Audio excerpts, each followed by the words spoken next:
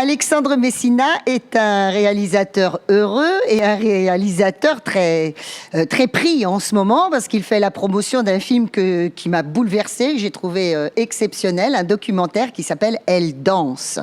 Bonjour Alexandre. Bonjour. Alors, comment ça se passe?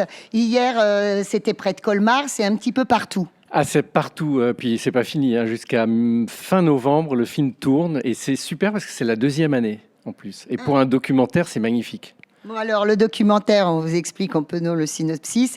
Alexandre Messina a fait la rencontre extraordinaire avec une danseuse extraordinaire qui s'appelle Aude et qui est missionnée en fait par Gustave Roussy pour venir danser, s'exprimer dans les couloirs donc et dans les chambres de ces malades, des gens atteints de cancer, parfois en fin de vie. Oui, oui, oui. Non, c'est bouleversant. Alors, Aude, elle est notaire au départ. Et elle lâche tout à un moment donné. Elle lâche Nancy, elle monte à Paris, elle a envie de se mettre au service. Alors, elle tâtonne un petit peu. Et puis, elle trouve effectivement que d'accompagner des patientes justement atteintes par le cancer, elle a découvert une vocation. Et elle a monté une association du même nom qui s'appelle Elle Danse. Et voilà. Et donc, je l'ai suivie, je l'ai accompagnée avec Gustave Roussy et j'ai pu voir l'impact qu'elle avait sur des patients. On a fait plusieurs autres hôpitaux comme ça pour des flash mobs. Et c'est assez incroyable. Ça se voit dans le film, elle est très tactile. Elle danse avec eux, elle fait danser des familles, elle fait danser des patients, des soignants. En fait, elle fait danser tout le monde. Elle habille les couloirs d'hôpitaux, en fait, en se costumant en plus. Elle fait clochette un jour, Mère Noël le lendemain. Enfin, c'est extraordinaire. Voilà, donc elle projette de la beauté, Aude, elle projette de la poésie, elle projette de la féminité, évidemment, tout ce qui manque normalement dans ces établissements.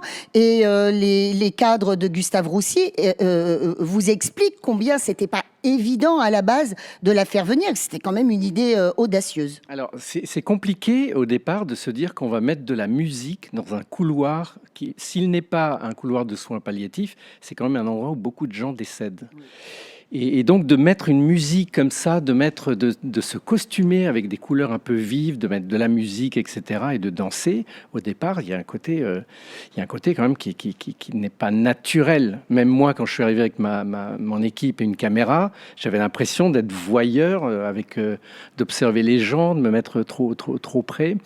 Et en fait, c'est ce dont on a besoin, j'ai l'impression. En tout cas, c'est le retour qu'on a des patients, des soignants, etc. C'est que le credo de Aude, c'est de dire tant qu'il y a de la vie, eh ben on vit. Et si on vit, on danse, on chante, on continue. Alors voilà, et je pense que le fait que Aude exprime en fait le corps autrement que dans la maladie et autrement que dans l'immobilité du lit, c'est extrêmement important. Très. J'ai aussi une séquence où j'interroge la fille d'une patiente et à qui je demande, mais pour vous, quel impact vous pensez que ça a? C'est positif à votre avis d'avoir votre... Elle me dit, je ne sais pas, mais en tout cas, ma mère était allongée et puis là, quand je suis revenu, elle est en train de danser dans le couloir. Donc, a priori, elle va mieux. Alors voilà, Alexandre, il y a la difficulté de ce que fait Aude à Gustave Roussy et vous l'avez dit, il y a la difficulté de venir vous avec une caméra. Tout à fait, tout à fait. Il faut se faire oublier, il faut se mettre à la bonne distance, il faut garder la dignité des patients. On a une séquence, par exemple, où elle danse, Aude danse autour d'une personne qui va partir quelques heures après. Et on a des encouragements, parce qu'à un moment donné, je suis en train de filmer cette danse, et je sens une pression derrière moi, et je découvre qu'il y a toute la famille de l'agonisant. Et là où je m'apprête à me retirer, à laisser la place, ils me font signe de terminer. Ils ont senti qu'il y avait une bienveillance, que c'était pas, que c'était ce que faisait Aude était très très serein et que ça amenait quelque chose d'apaisant à leur papa. Et du coup, on a continué. Et ce sont ces moments-là qui nous ont encouragés, qui nous ont fait dire oui, continuons, parce qu'au départ, quand on se lance sur un film comme ça, on ne sait pas du tout où on va. Alors, vous aviez déjà travaillé, vous disiez, le monde hospitalier, entre autres avec des autistes. Et d'ailleurs, Aude a vu ce que vous faisiez ce moment-là. Oui, alors c'était dans un centre, en fait, d'autisme. Mais ce sont des autistes incroyables. J'ai découvert un monde particulier parce que ce sont des musiciens qui sont sur scène. Et quand ils sont sur scène, il n'y a plus aucune pathologie. Le groupe s'appelle Percujam. Vous pouvez aller voir, il y a plein d'images, ils font plein de concerts, ils accompagnent des groupes comme Trio, Grand Corps Malade, ils font des premières parties de Calogero, ils sont extraordinaires. Et ce qui m'avait intéressé, c'est de me faire oublier justement en immersion totale avec ce groupe. Alors, pour revenir à votre film, Elle danse, ça s'appelle, c'est Elle danse, avec singulier, on peut le lire au singulier ou au pluriel, avec un S et le ENT qui est écrit un petit peu différemment, parce que donc c'est cette danseuse extraordinaire, Aude comment d'ailleurs ? Michon. Aude Michon qui danse, et puis également elle fait danser des femmes qui sont en rémission de cancer, c'est ça ? C'est ça. Exactement. Elle a une association qui aide des femmes à retrouver leur corps, leur féminité. Et elle a aussi un spectacle qui accompagne de temps en temps le film, constitué pour moitié de femmes atteintes et pour autre moitié de danseuses professionnelles. Voilà. Ce qui était très intéressant, c'est que Aude dit combien cette expérience la nourrit. Elle en a presque besoin maintenant, pas au quotidien, mais du moins sans doute de façon hebdomadaire. Et puis combien ça la vide. Et vous avez ressenti exactement la même chose. Oui, au moment où on filmait, on faisait des séances de 2 heures, parce que Aude danse 2 heures à Gustave Roussy, de 14 à 16 heures, une fois par semaine. Et on faisait en 2 heures, les piles étaient tellement déchargées qu'on avait l'impression d'avoir fait une journée de tournage. Et je me souviens, c'est tragicomique, on allait dîner à 16h30. Pour recharger. Ouais.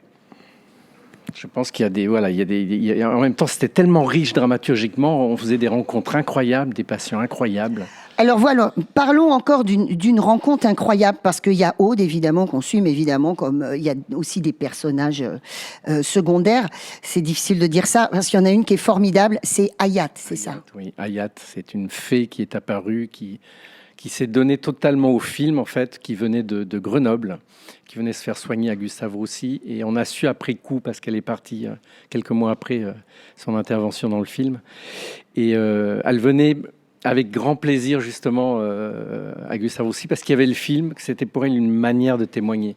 Et donc, le film lui est dédié. Et c'est toujours touchant de retrouver des séquences avec elle. Et elle avait une façon de s'exprimer, d'exprimer sa maladie. Elle a, quand on voit le film, qui est très impressionnant, parce que ce sont des mots qui sont très précis. Jamais elle tâtonne, en fait. Non, elle a une vista incroyable dans la manière de s'exprimer. Ouais. Alors, on vous parle de cancer, on vous parle du monde hospitalier, on vous parle de choses. Sachez que ce film, Elle danse, n'est jamais... il est extrêmement émouvant, il est extrêmement... et en même temps, il y a une beauté, une poésie et souvent de la joie qui s'exprime. C'est assez étonnant. C'est un film très positif et beaucoup de gens dansent dans le film. En fait, Aude arrive à mettre cette énergie au service de tout le monde, et c'est vrai que voilà, à la fin, on a soignants, patients, femmes de ménage, tout le monde danse, quoi. Alors évidemment, Alexandre Messina, en ce moment, va à la rencontre du public, particulièrement parce qu'on est dans la période d'Octobre Rose, mais il a commencé avant, il continuera après avec le mois du documentaire, et ça fait quand même beaucoup de bien aux gens, aux spectateurs, de pouvoir vous rencontrer après et de pouvoir partager leur émotion. Et entre autres, moi j'y ai participé à Bazoches-sur-le-Betz dernièrement. Et une femme disait exactement ce que j'avais ressenti. Elle dit, mais il y a une énorme poésie dans votre sujet, certes, mais dans la façon dont vous le traitez. Et entre autres, elle se souvenait d'une robe de la danseuse qui balaye le couloir de l'hôpital. Et elle-même avait eu la même pensée que moi. Dieu que c'est poétique. Oui, on me dit ça souvent. Ça vous fait plaisir ? Très. Je pense qu'il faut mettre de la poésie dans la vie. Ça en a besoin. Alors, il y a d'autres films, évidemment. Vous avez d'autres films que vous avez créés, entre autres ce film sur l'amour que vous avez présenté au Vox dernièrement, Olivier. Alexandre, je t'aime, filme-moi. Oui, Je t'aime, filme-moi, c'est un ovni aussi, un ovni même. C'est un film sur l'amour qui visite sous un mode fiction et documentaire les problématiques de couple, de rencontres, de mariage, etc. Et c'est cocasse, c'est drôle, c'est touchant. Et j'adore ce film. J'adore parce qu'il y a plein de gens. On croise Thomas Dutronc, on croise Pierre Richard, on croise plein de personnalités, mais aussi des vrais gens en fait qui arrivent avec des discours incroyables, quoi. Bon, ben voilà. En attendant, Elle danse. Vous gardez ça en tête. On le trouve un peu partout. Il a une sortie nationale. Oui, il a eu une sortie nationale. Il tourne depuis 1 an. Et puis, il a eu aussi un mode de financement très original. Et puis, pour vous, ça fait plaisir. Très participatif, et j'y tiens beaucoup. C'est qu'on a fait des campagnes de levée de fonds, et jusqu'à l'étranger, des gens ont donné pour aider au financement de ce film, pour qu'il se tourne de manière très libre. Et suite à cela, il y a eu quand même de gros financeurs. Et après, derrière, ça attire effectivement des gros financeurs. Et le film tourne, il a été primé à Miami, il a été en demi-finale à Washington, il tourne pas mal, il a 4-5 sélections dans les gros festivals. C'est tout, c'est beau, non? Voilà. Merci. Alexandre. Merci beaucoup.